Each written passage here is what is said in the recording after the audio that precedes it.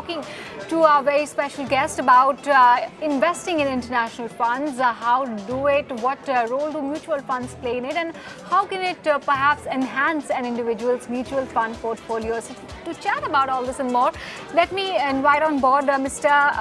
Hemant Rustagi. He's joining us right now to talk about all of that which I just flagged off and more about investing. Mr. Rustagi, thank you so much. It was a pleasure getting you on the show today. First up, I want to understand, talk to us about your view on investing outside the markets in India. Why should one do it? What addition does it make to anybody's portfolio?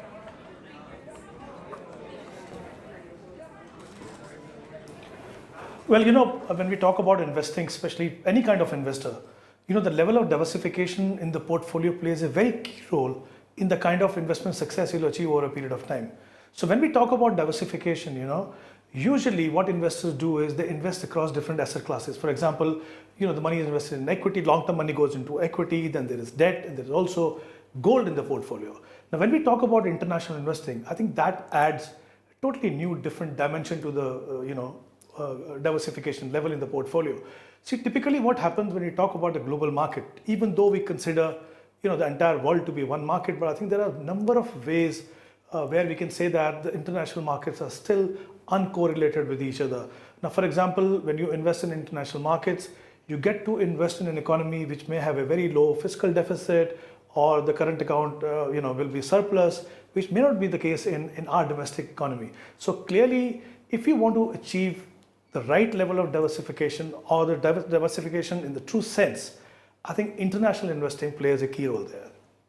Definitely, it adds to diversity as far as your portfolio and the host of asset classes are concerned. But how can somebody use their mutual funds to invest in international market? I mean, how does that play out, if you could explain for our viewers?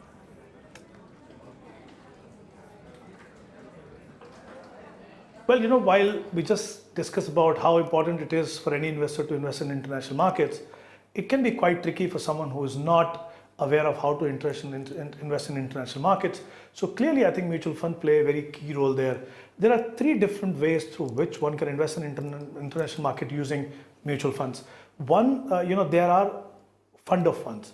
Now, you basically have a feeder fund. So whenever a mutual fund is launching a fund of fund, which is a feeder fund, you can invest in that. And that feeder fund will invest in a target fund, which may be an international fund. Now, which means that if there is a fund which is based in US, maybe investing in US markets, so there are country-specific fund, for example, investing in US markets. There are funds investing in, let's say, China or Brazil. There are funds which invest in regions, for example, emerging markets. There are also funds which invest in commodities or agri-businesses. So there are a wide variety of funds which are available for any investor who wants to invest in international markets. Second, there are funds which invest directly. For example, there are funds which invest directly into US stocks, which is again different from investing in a fund of fund. Third category of fund through which one can invest in international market is the fund which invests 65% or more in domestic market, and 35% around is invested in the international market. So this is the third category, can be again a great option for someone who cannot decide how much to invest in international markets. So there are three different types of products which are available for any domestic investor who want to invest in international markets. So when the options are so many, when the choices are so varied, how does one choose what's right for them? How to choose an international fund that works for an individual?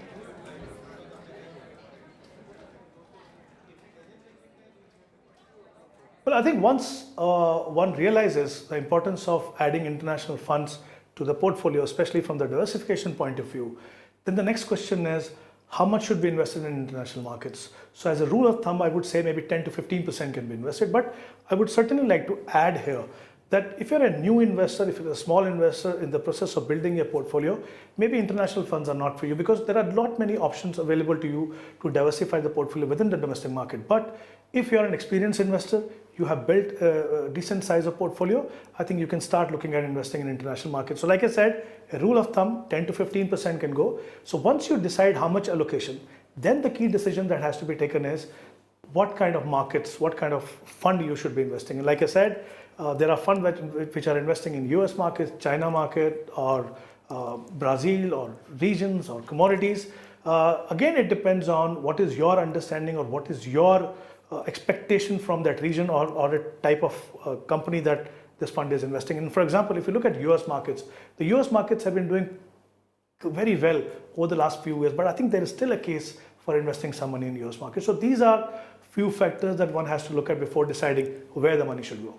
Could there be any risks as well when such a kind of investment is involved? Because you are exposing yourself not only to local risks and local threats, but across the globe, a lot keeps happening at the same time. So how to keep track, and what could be the risks, more importantly, that one should be prepared for?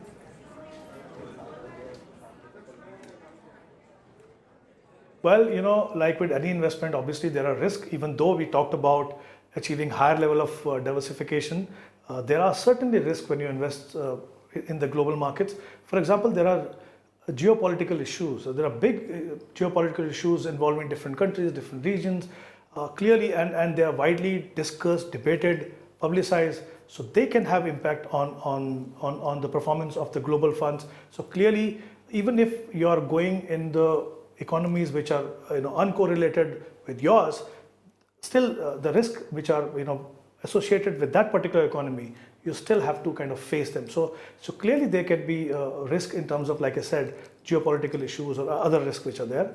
The second is, I think if you look at from taxation point of view, anyone who is investing in international funds has to understand that the taxation is very different from the domestic fund. For example, it's the debt fund, taxation which is applicable to these kind of funds. So there is some kind of risk over there. And third is, if your domestic currency appreciates, then I think you can lose some of the return that you earn over a period of time. So many mutual fund advisors also suggest that international funds to equity investors, because international investing nullifies country-specific risks like a demo or a budget, GST, etc. But that means that they are not entirely isolated or insulated rather to risks abroad, right?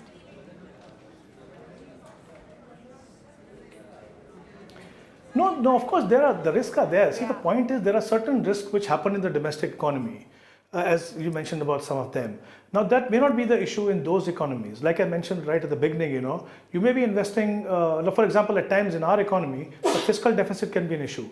But when you're investing in an economy where the fiscal deficit is low or the current account, so there is surplus in there. So I think then you're talking about different market. But yes, of course, you are investing in, let's say, asset class like equity, for example. The risk associated with the asset class, the risk associated with international investing will always be there. But look at the other side of it. I mean, you can actually hedge your portfolio when you invest in, international markets. Now, for example, look at someone whose children are planning to study abroad, let's say from 7 or 10 years from now. Now, you want to hedge the money that you're going to be spending after 7-10 years in terms of rupee depreciation. So you can start investing in the international markets, or let's say you're investing in US markets. So because you're investing and you're also getting benefit of the rupee depreciation there, you kind of hedge your investment or even your portfolio, which, so I think there are advantages, and like any investment, there are pros and cons of investing. That's why I said, I think it's very important for someone to be fully aware of the risk and the benefit that can come before putting the money in there, because many a times international investing is considered as like glamour, saying okay, I'm investing in international market, but that shouldn't be the case. I think one has to really understand what to expect and what not to expect from international investing. Just to sum it up, the entire conversation we've had, if someone were to have international funds or wants to be exposed to international stocks and via mutual funds, ideally how much should the exposure be, at least in the initial few months?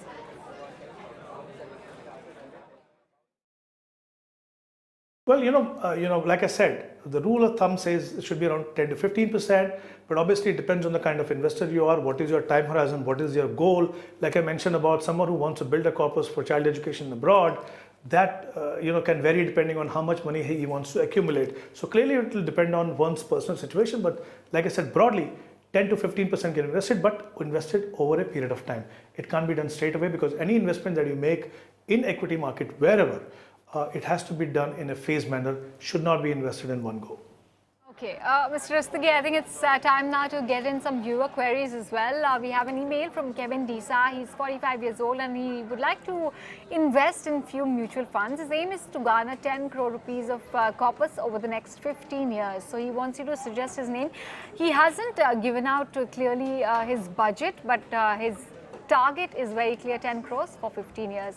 He also wants to know if HDFC and SBI hybrid equity funds are a good bet for investing at the current juncture. What would be your advice to him?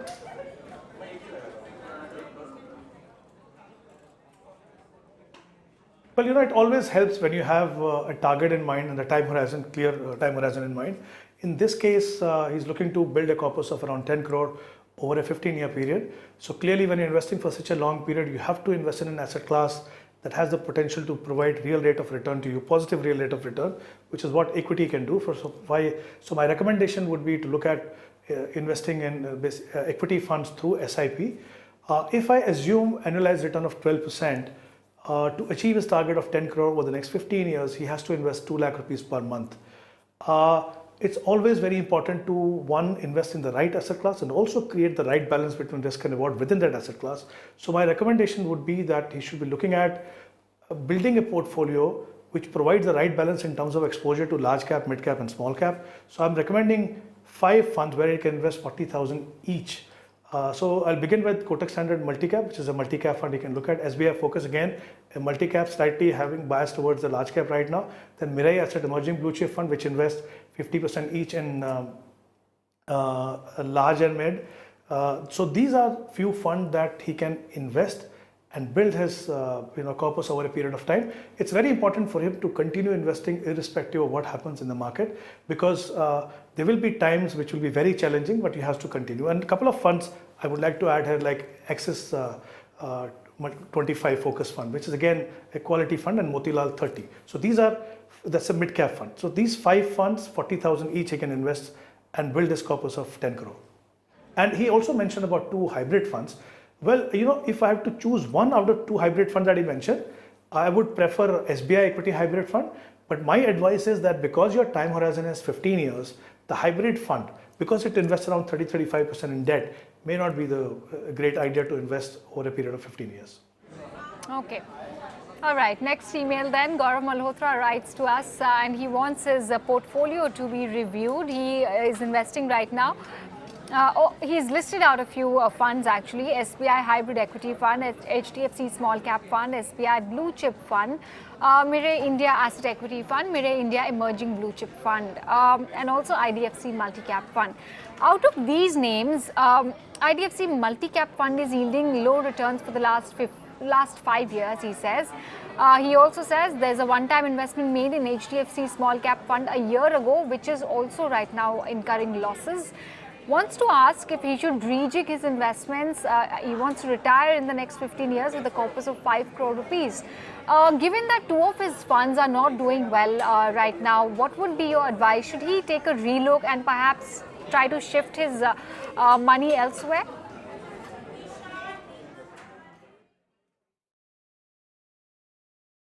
But let's begin with talking about his target. He has a time horizon again of 15 years, which is like we said in the earlier case also. I think investing in equity fund through SIP is a great idea, which is what exactly he's doing. His target is 5 crores, so he should be investing around 1 lakh rupees per month to get there. Now, if you look at his portfolio, couple of changes I would recommend surely. He's investing in SBI Blue Chip Fund. My advice would be, I mentioned about this fund from SBI Focus Equity Fund. I think that will be a better option. And like I said earlier, hybrid fund, SBI Hybrid Fund, one of the best performing hybrid fund today. But since your time horizon is 15 years, may not be a great idea to invest in that. He also mentioned about IDFC Multi-Cap, which has not done well.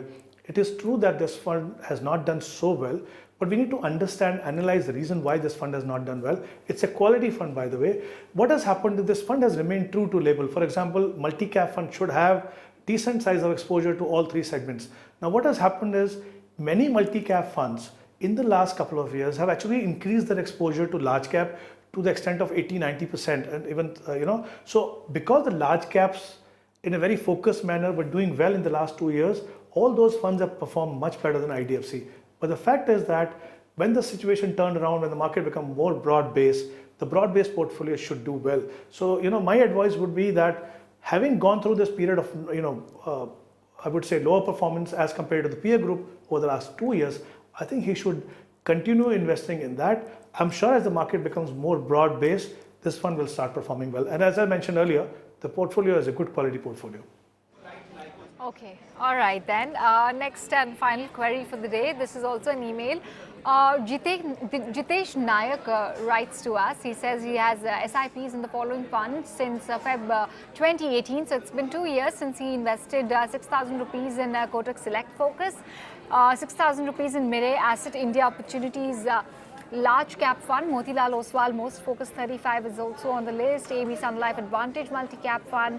Canara Robeco Emerging Equities, 3,000 goes there. Another 3,000 in Mirae Emerging Blue Chip Mid Cap, and 2,000 rupees go into L&T Emerging Business Small Cap Fund. So this is the portfolio he's been holding for 2 years now. All the investments are made for the next 10 years, he says.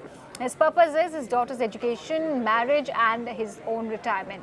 Please advise whether his portfolio is fine or if he should make any changes to it. That's his ultimate query, and the goals also have been clearly defined. Of course, the corpus he has not mentioned yet what he targets to achieve. But going by his investments, what is your verdict?